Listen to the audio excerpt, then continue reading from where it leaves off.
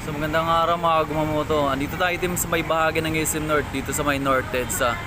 So kukuhanan po natin dito ng drone shot sa itaas nitong MRT7, saka LRT1, saka MRT3.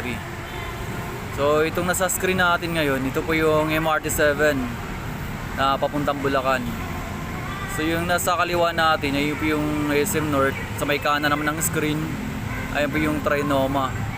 So yan po yung ginagawang station ng MRT7 para dito sa North Avenue Station.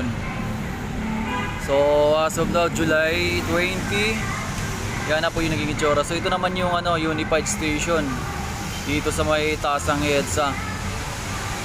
Sa may MRT3 naman ito.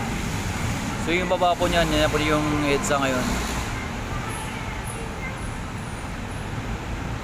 So ito naman dito sa may West Avenue,